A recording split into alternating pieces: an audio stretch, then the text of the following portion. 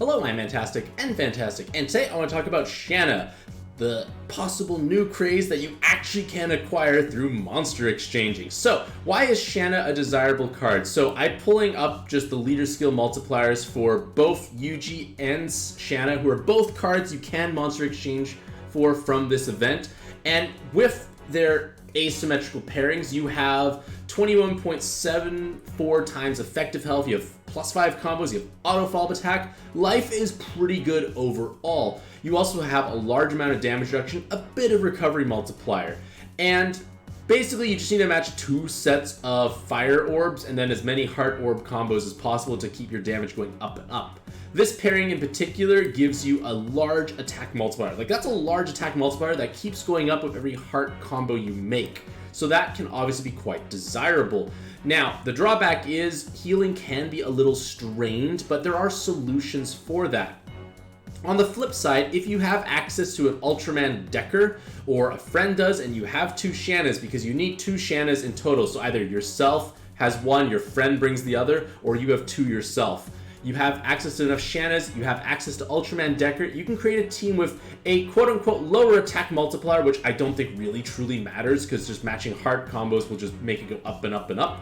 And you have better healing potential, 3 instead of 2 times recovery, which makes your life a bit easier, but you also have +8 combos instead of +5 combos. And what does that mean? Well, you're basically able to match 2 fire combos and end up getting 10 combos. Combo shields are never going to become an issue for yourself overall.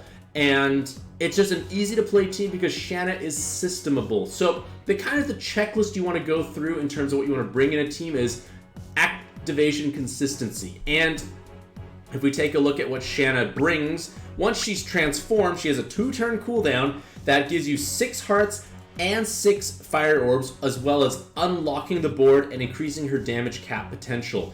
That is a big deal because with 2 Shanas, you can have permanent uptime on activation. You can have 2 heart combos and 2 fire combos. So life becomes quite straightforward at that point, and we just need to figure out what kind of team can we put together. So the good news is, if you rolled lots in this current collaboration, you can actually utilize any of the bottom rarity as trade fodder. And I highly encourage you to do so because, in theory, for the low price of 35 magic stones, a 5 pull, you are able to technically monster exchange all 5 of those pulls into Shana. Now, of course, I would never recommend you monster exchange your only copy of a given card. Even 2 copies of a given card I'd be kind of hesitant to really get rid of, just because you never know when you want to have weapon assist forms or the other form, so on and so forth. So there's, like I said, a good chance you end up rolling modestly hard in this event, so you may actually have lots of trade fodder. So if you have, say, a bunch of these guys lying around, or like whoever it may be, any of these bottom rarity cards you have too many of, you can trade them in for yourself and get yourself some Shanas. So it can be something desirable if you did end up rolling in here. So like I said, if you did end up rolling in here, there's a good chance you want to think, well, what can I do to put together a team? So one team you can put together, and I'm going to be utilizing a website called Sanbon. Don't tell Gung Ho because they might try and shut it down. But this website is kind of like PadDB. I love that app.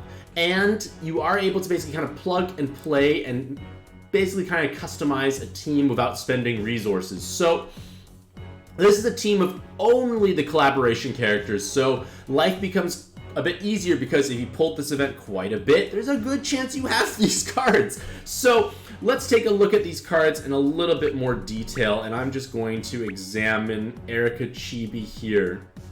So with Erika Chibi, you want to get this L assist awakening because she has L's. She could get more L's from her super awakening, so she can clear 2 or 4 turns of assists being removed with relative ease. So that obviously can make your life much happier, but she brings an active skill that gives damage and attribute absorption cancellation. And that's going to make your life much better because in addition to having a consistent leader skill activation, you want to have absorption solutions. And she brings all that in addition to an attack buff for all allies and a movement time buff, along with strong personal damage. And in theory, you can use the rune card, which is another weapon assist from this event, if you want to give her a red sub-attribute, as well as a cross to give her a bit more zest in clearing sticky blinds, team HP, some OEs. If you that light sub-attribute is wasteful and you're not playing super gravity, you can give her a red sub-attribute and then she actually hits big numbers. Without super gravity, Erica can hit 1.8 times damage cap because of this latent. In super gravity, her damage is irrelevant by comparison, but non-super gravity, you could put a sub-attribute donation on it, and then you are able to have a better time because she does more damage. So she brings your absorption. Another card you can totally utilize is Leonhardt Saggio. So he can have immense damage output. 8-7 combos or 10-7 combos is a gargantuan amount of damage output. So in theory, giving him a sub-attribute can be in your favor because he can definitely double damage cap with relative ease, I would say. Even in super gravity, it can become reasonably feasible because you have like this sub-attribute. So life can obviously be quite zesty. He has a reasonably high attack stat, but the more important part is his active skill gives you 40% damage reduction for 2 turns, and then 2 turns of piercing through the enemy's damage void. Now, in this era of looping shields, you may be kind of sad because it overwrites your looping shield, but maybe you're not utilizing this card. Maybe you have other solutions for it. But the idea is if we're just going to use the collaboration cards, Leonhardt can be incredibly valuable for that reason because he hits hard, he has potentially 6 skill boosts if you really wanted instead of the extra 7 combos, because if damage wasn't necessary, you take the skill boost plus. So big damage has damage penetration. So with Erica Chibi and Leonhardt, we have penetration and we have absorption cancellation. Shana's are solving our activation requirements. And then Yuji is going to be actually your blind resist. He carries it, so this weapon assist kind of doesn't work as well, but the bulk is nice. But he has blind resist, he has tape resist, he has reasonable damage, especially in non-super gravity content. He has that L, so you could put it back on, or maybe you utilize him for his leader, so you have leader swap resist instead. But his active skill, once transformed, is a cleric. So right away, we have our cleric, we have our penetration, we have our absorption, we have Shana to solve our orb generation needs. In theory, you have solved everything you need for a given team, and then at this kind of last slot here, that is kind of flexible, so to speak. But in terms of, I just took that guy away, and that's okay. We'll get him back later. But another card you can utilize for damage penetration, because you do actually have options, is, where did they go? Where are all my cards? Here he is. He styled Magnus. He can have skill boost plus, so he can have 4 skill boosts. Sticky blinds will never be a problem for you. He has cloud resist, he has his tingle team HP, and his active skill is a 3-turn cooldown that just creates red orbs, which is nice, and then it gives you piercing through the enemy's damage void for a single turn. Him and Leonhardt both work. Leonhardt has more damage, more skill boosts, but he has a longer cooldown, but he also could get rid of damage reduction shields if you had them elsewhere. But Style Magnus can fulfill that role. So like I said, you only need 1 more card on this given team to function. And Kiori tends to be one of the stronger options. It's a Godfest exclusive. If you are able to get their evolution material, you can make his form here. And he has 4-10 combos. He has a large attack stat as well, so he can benefit from a red sub-attribute awakening as well, especially if it's not super gravity. Like, you're just losing out 4.2 odd billion damage if you don't change the sub-attribute. But another reason why they're helpful is they have 4 enhanced fire combos.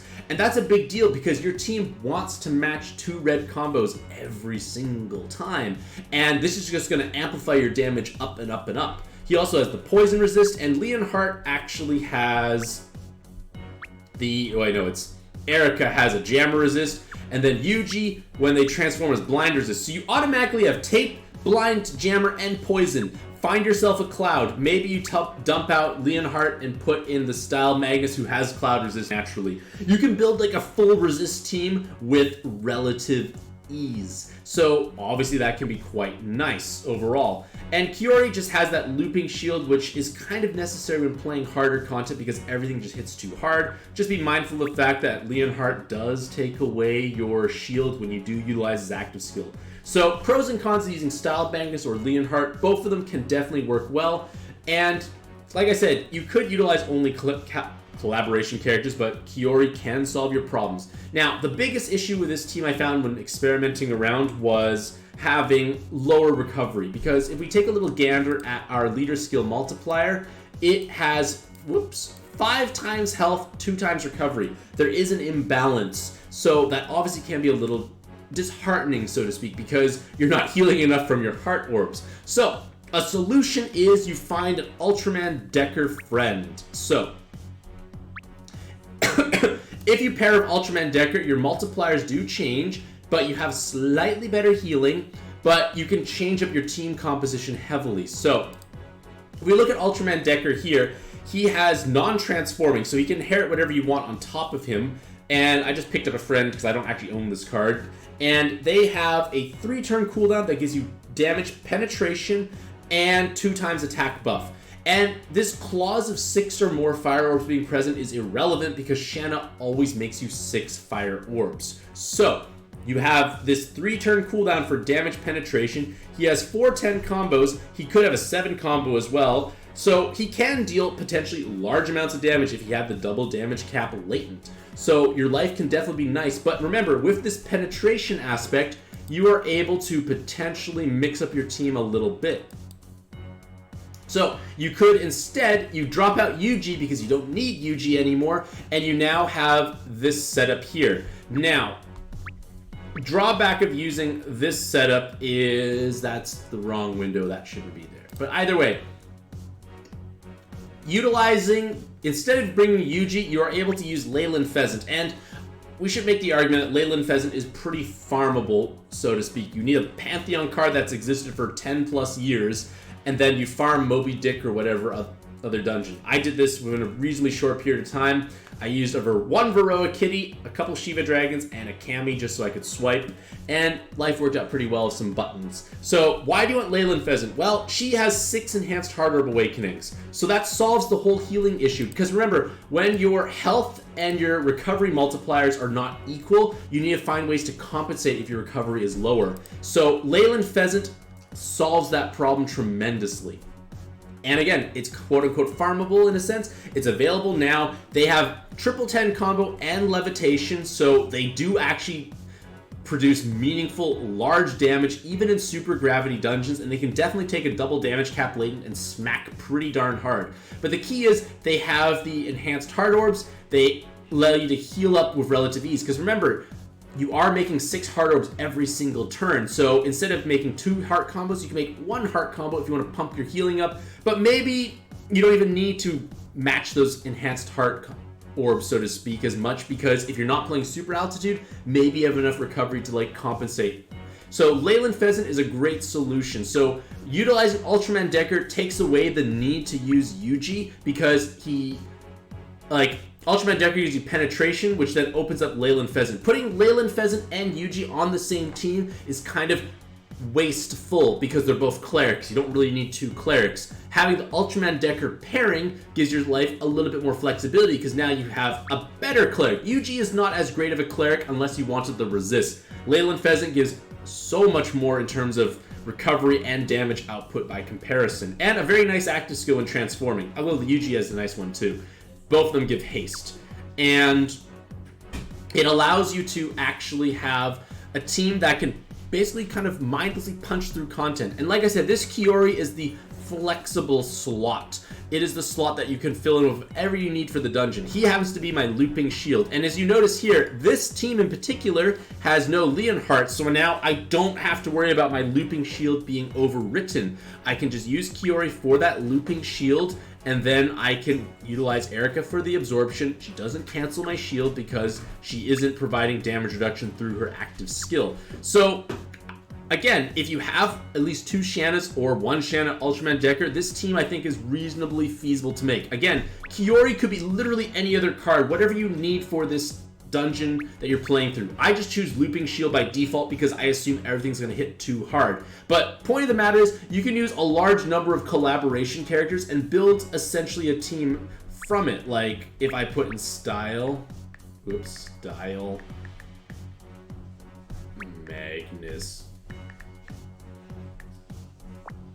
Like, he could potentially be your alternative to this, or find something that can heal you. Like, you have options is the point. So, moral of the story is, Shana is a strong leader that can clear plenty of content, and she's quite accessible, simply because, like I said at the beginning, 35 magic stones is the cost to get Shana. Because you pay 35 stones, you roll 5 times, you get all duplicates, don't trade non-duplicates, you get all duplicates, and then you can monster exchange them for Shana, because you can use any of the bottom rarity cards, and you probably have way too many of them. I monster exchanged a little bit. I also somehow rolled 2 Shanas in 1/5 pull, so I didn't quite need to monster exchange, but you could monster exchange is the point. So, moral of the story is, Shana is a strong leader.